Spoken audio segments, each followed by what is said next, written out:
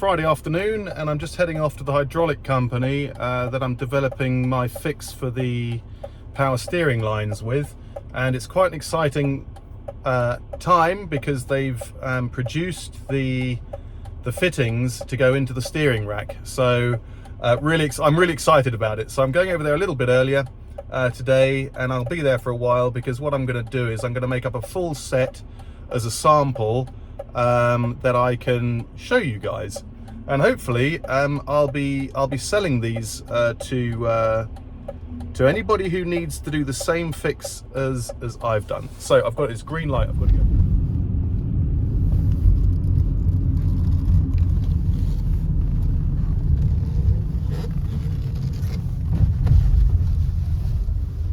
Okay, so I've just arrived at the company. I can see the lady who I'm going to meet with, and they're called AMR Hydraulic, and really good guys. So yeah, let's get in there and make up a set.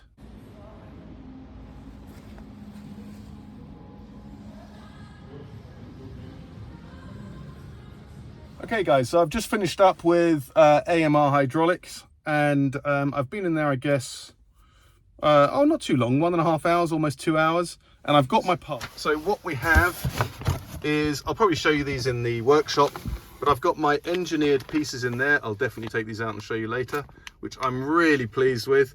This is a part that I designed myself, and I work with them to do it. And these are the lines which make up the set. And I've used, I think it's really over-engineered for what it is. So I think one of these, the feed line, withstands like 400 bar, which is nothing like what you get on the car, and the return line holds about 16 bar. This is the original return line. It's not a massively strong rubber hose, but this is what we're looking at. So everything is reversible, and it should work out as hopefully a very useful solution for people facing the same issue as me, because essentially what this does, it's a set which allows you to cut into the original high and low pressure power lines for the power steering, and remove the problematic connections which go into the steering rack, and yeah, it allows you to do it all without pressing anything. So it's basically just cutting through the hard lines and replacing with this set. So I'm really excited actually about how that's going to work out. I hope it works on my car, because I'm obviously testing it on my car first, and then once it's 100% successful, I'll, you know, make it available to sell online or to whoever needs it. But obviously the point of this is to offer a more cost-effective solution than what's available from OPC. Not because the OPC's product isn't worth it, it's obviously hands down worth every penny, but this reuses 90% of the original lines, which tend not to become broken. It's literally the connections which go into the steering rack. So this salvages 90% of the feed and return lines. So hopefully it'll work out, and hopefully I'll be able to supply it to you guys. So let's watch this space. Hi guys, back up at the garage again today. A bit tired today actually, so I don't know how much filming I'm going to do, but I'll just plod on with some jobs. I'm working on a couple of things today, just sort of odd jobs around the car, but also the power steering lines. So who knows? I mean, it's an important step for the car, so, or the project, so maybe I will do a bit of filming. But whichever way, I'll update you in terms of what I've done. So here goes. Okay, so yesterday I visited the hydraulics company, which is helping me do the power steering modification, and I thought I'd just show you how far we've got. So you'll know, and you'll remember from the umpteen videos I've done in the past on this topic, that the fittings that go into the power steering lines are very difficult to get, i.e. non-existent. So Voss don't make them anymore, and I can't find an alternative on the market. If you buy the lines themselves with these fittings attached to them, it's only available from OPC or Porsche as a full kit, which is over €1,000. So I thought I'd try and work out a more cost-effective way of fixing the power steering lines but at the same time, maybe developing something I can give back to you guys or anybody who's in my situation. So what I've done is, these are the standard fittings, which are a press-on fitting from Voss. And what I've done is, so this is the high pressure line, and this is the low pressure line. I designed something myself and had it made up by a machine shop, and it's turned out, I think, really well. It's really exciting doing this sort of a thing. And essentially what I've done is, yeah, as I say, the 12 mil and the 8 mil fittings. And what I've done is designed also from Voss, by the way, these are Voss fittings, stainless steel, a screw-on solution, essentially. So what I mean by that is, let me try and get all this down without sending it everywhere.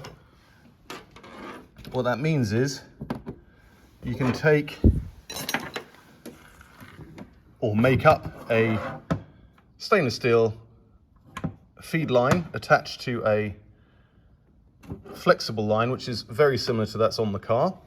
And then these fittings, I'm going to do it with one hand, but I've designed them so that they go onto here, and I think they're called a compression fitting.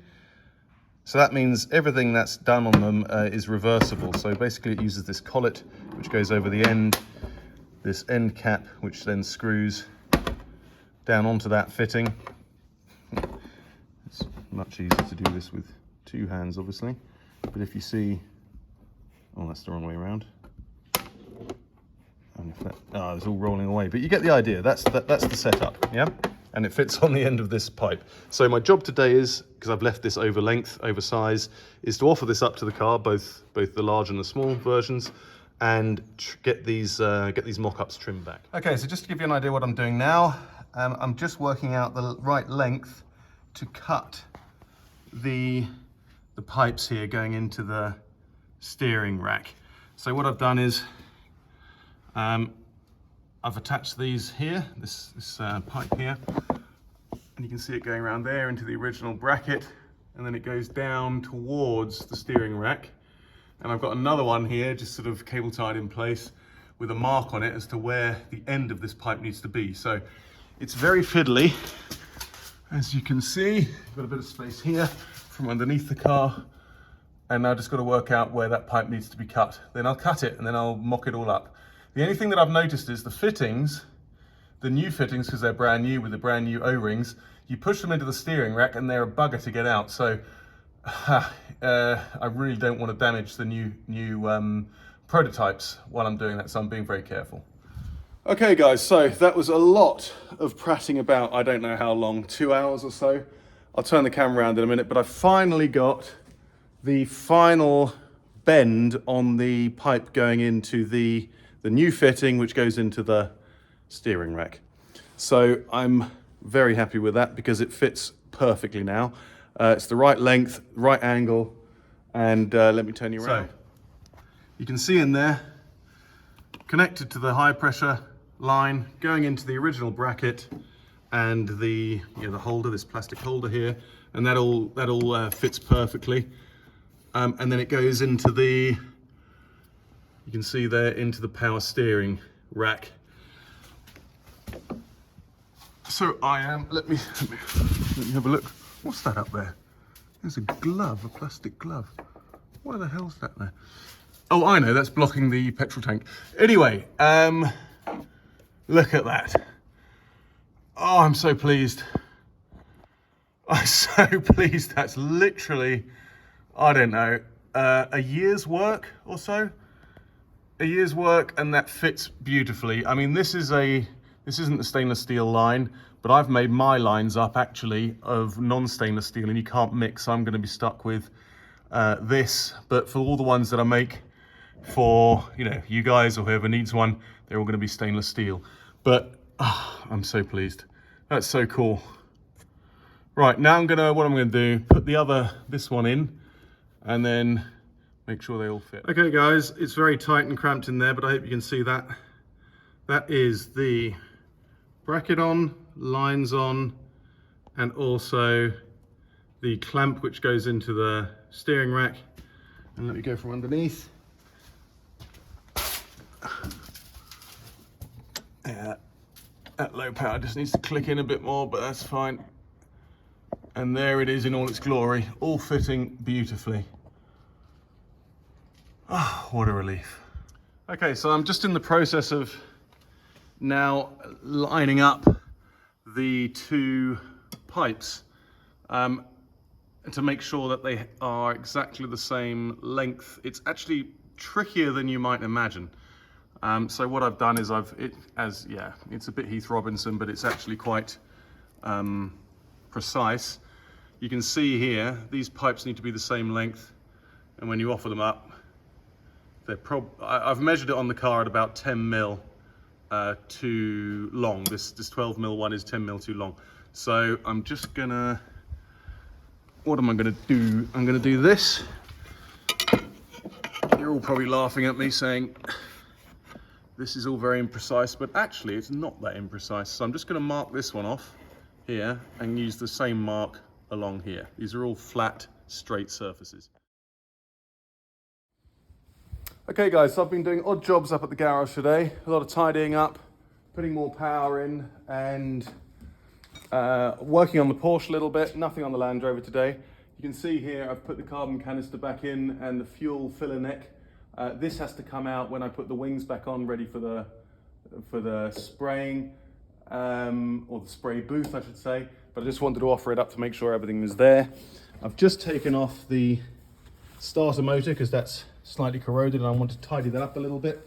And as I say, you know, working on the engine. So I've literally marked up all of the cabling, taken detailed photographs, and I'm just taking the loom off the engine here because I want to access as much as the engine as I can just to clean it, because you can see here a lot of this salt is fluffing up, as it were, and I want to get rid of that. So yeah, it's a big question really in terms of what I do with the engine. I spoke to Hartech in the UK, and at 100,000 miles they say, yeah, it's a good time to you know, redo the everything basically. I mean, completely strip the engine and redo everything. All the crank bearings, the cylinder liners, everything. So I was like, well, that's not going to happen. It's going to cost like 10 grand even if I strip, or 15 grand if I strip the engine down myself. So I've got no real option other than just to do the obvious bits like gaskets on the intakes. I've got a new AOS filter. But what I'd really like to do is to do the chain guides, but you got to take 90% of the engine down to actually access all of those chain guides. This is the later type engine, 3 chains, but I just haven't got the, well, I was going to say I haven't got the time or expertise. I mean, all of those things I can gain, but I just want to drive the car, you know. So maybe I do a clean up and I put some, you know, renew some parts of the engine, and then I don't know.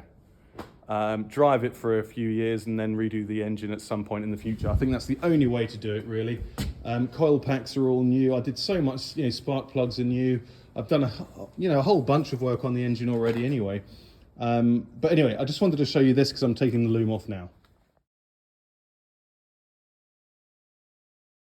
Okay, so here comes the loom off the engine.